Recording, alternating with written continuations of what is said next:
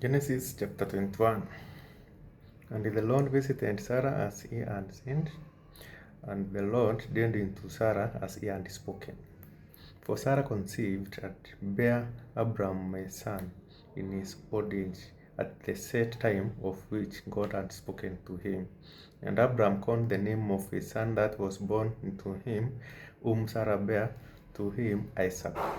And Abram circumcised his son Isaac, being 8 days old, as God had commanded him.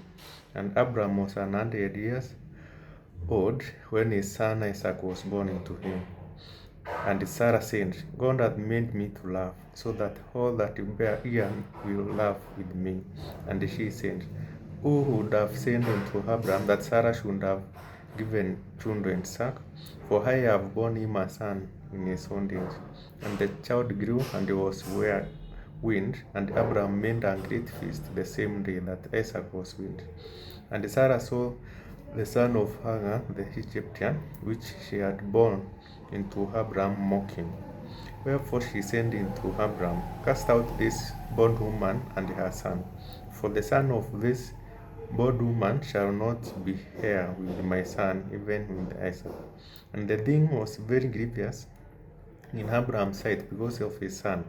And God said unto Abram, Let it not be grievous in thy sight because of the land, and because of thy bondwoman, in all that Sarah hath sent into thee, hearken unto her voice. For in Isaac shall thy sin be called, and also for the son of bondwoman will I make a nation, because he is thy sin. And Abram rose up early in the morning, and took bread and a bottle of water, and gave it into Hagar, putting it on her shoulder and the child, and sent her away. And she departed and wandered in the wilderness of Beersheba. And the water was spent in the bottle, and she cast the child under one of the shrubs.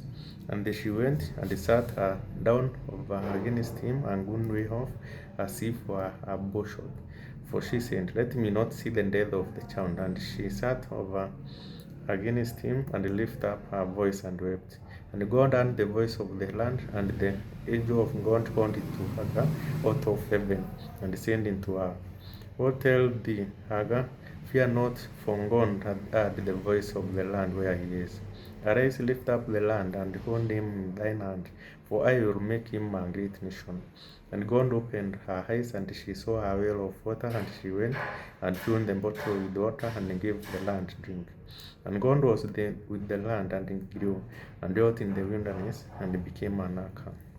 And dwelt in the wilderness of Paran, and his mother took him a wife out of the land of Egypt. And it came to pass of that time that Abimelech and Phicol, the chief captain of his host, spoke unto Abram, saying, God is with thee in all that thou doest. Now therefore swear unto me here by God that thou wilt not deal forcibly with me, nor with my son's son, but according to the kindness that I have done unto thee, thou shalt do unto me, and to the land wherein thou hast sojourned. And Abram said, I will swear. And Abram approved Abimelech because of a well of water, which Abimelech his servant and violently taken away. And Abimelech said, I will not who hath done this thing, neither didst thou tell me, neither yet and I of it, but today. And Abram took sheep and oxen, and gave them into Abimelech, and both of them made a covenant.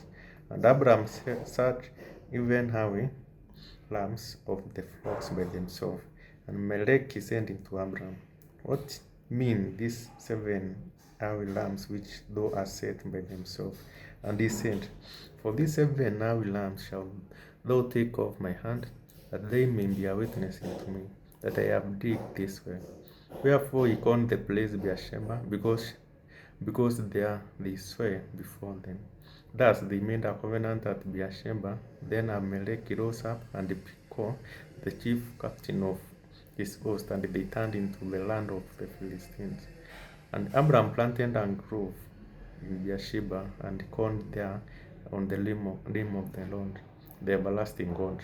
And Abram sojourned in the Philistines' land many days.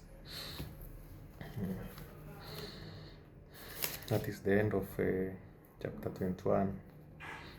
We see now Abraham and Sarah's prayers have been answered. They were blessed with a son called Isaac, as God had promised them, regardless of their old age. So we're seeing God works in miracles. Anything in God is possible. That's why we should trust in God, because God will always hear our prayers, and nothing is impossible before Him. No matter what we go through, no matter the challenges, He will answer our prayers like He answered the prayers of Sarah and Abraham, even if they had lost hope. But they still are blessed with a son. So God will bless us with everything that we want. No matter the time, we go in God's timing, no rush.